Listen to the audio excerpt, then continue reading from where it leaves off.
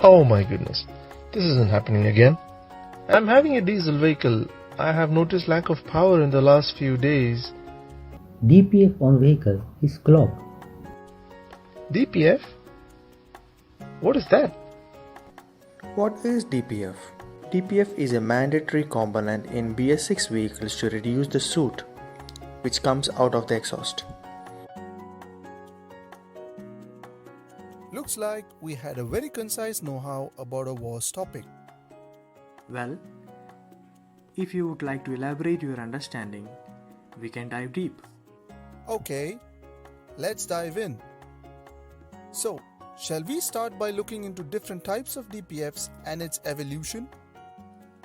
Well, to have an understanding about the evolution of DPF, we have to first familiarize more about the DPF functionality.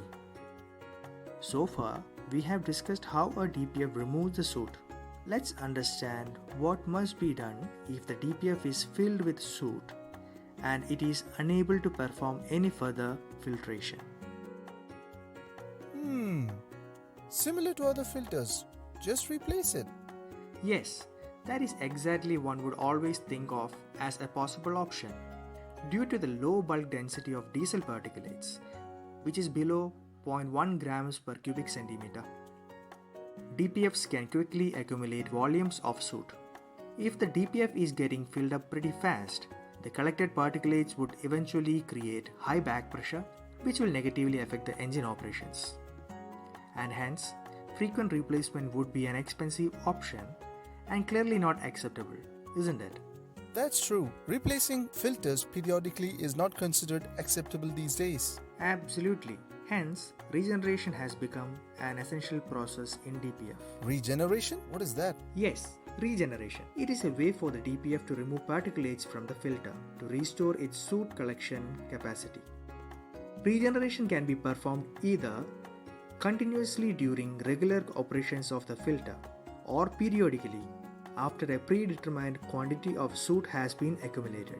Thermal regeneration of DPF is performed to clear the filters accumulated with soot, during which the soot is oxidized to produce gaseous products.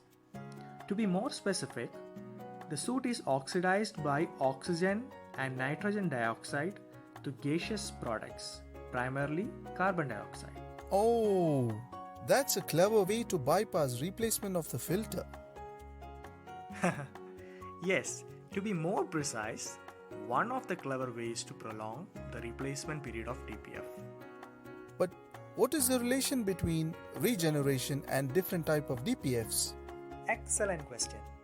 In a nutshell, DPF is designed by combining different filter materials with selected regeneration method. What do you mean? Like I mentioned earlier, thermal regeneration is the technique used to oxidize the soot, which means temperature of the soot plays a major role while it is converted to gaseous products. The temperature of soot has to be either raised or lowered based on the regeneration technique we use in a particular engine exhaust system. Pardon me, I didn't quite follow what you said. Can you please rephrase it? Alright, there are two types of regeneration, passive regeneration and active regeneration. The DPF regenerates automatically when the engine maintains the proper temperature. This temperature is achieved when the vehicle runs at a constant speed above 50 to 60 km per hour continuously for about 20 to 40 minutes. This type of regeneration is called passive regeneration. In some of the vehicles, scope for passive regeneration is very limited. Let's say the vehicle which are mostly driven at lower speeds and in city drive conditions. These vehicles never get a chance to maintain the required regeneration temperature for a constant period of time. Hence, active regeneration is required. In active regeneration, the engine system intentionally increases the exhaust gas temperature and thereby DPF temperature. This is done by adapting various techniques in the exhaust management system.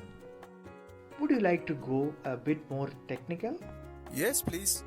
Alright, basically, the exhaust gas temperature close to the DPF is too low to initiate auto regeneration.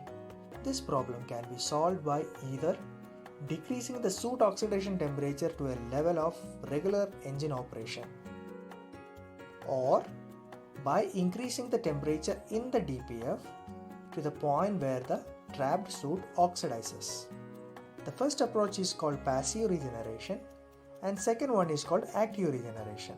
In active regeneration, we use external energy source like diesel fuel and electricity to increase the soot oxidation temperature. There are two ways in which the diesel fuel is used. One, by injecting additional fuel into the cylinder by the end of a diesel cycle, and the other by injecting and combusting fuel in the exhaust gas. Also, electric heating can be configured by placing electric heater upstream of the DPF or by incorporating into the filter media, or by using DPF, which can act as a filter or heater. Well, now we are talking. Please go on. Passive regeneration is always initiated during long drives or on a highway where the vehicle can be driven for a prolonged period of time, as the temperature of the exhaust is always high.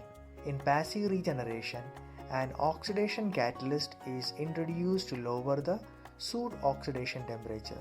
These catalysts can promote oxidation through two mechanisms: oxygen mechanism and nitrogen dioxide mechanism.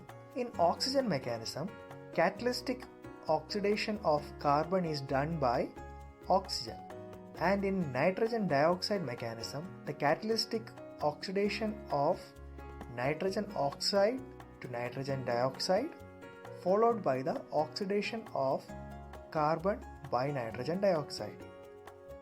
These mechanisms, either individually or in combination, can be achieved primarily by three different approaches. 1. By adding a catalyst to the fuel as an additive. 2. By placing the catalyst on the filter media surface. And 3. By placing a nitrogen dioxide generating catalyst upstream of the DPF. Just to summarize my understanding in layman's language, in active regeneration, the exhaust gas temperature is increased to match soot oxidation temperature and no external catalyst is used. Precisely. And in passive regeneration, it is achieved during long drives of the vehicle, and the idea is to decrease the soot oxidation temperature using an external catalyst since the exhaust gas normal temperature is low. You got it right. Then can't we combine the active and passive regeneration and optimize the entire process? Mr. SJ, you are becoming an expert. You are absolutely right. This type of regeneration is called passive-active combination and sometimes known as active regeneration itself. By cleverly combining the active and passive regeneration, we could try to minimize the excess use of fuel. Also, by using the catalyst, the thermal stress on the filter can be minimized, thereby increasing the DPF lifespan. Wait, hold that for a moment. Excess use of fuel? You meant to say that use of DPF affects the fuel efficiency? How about we explore this in the next episode?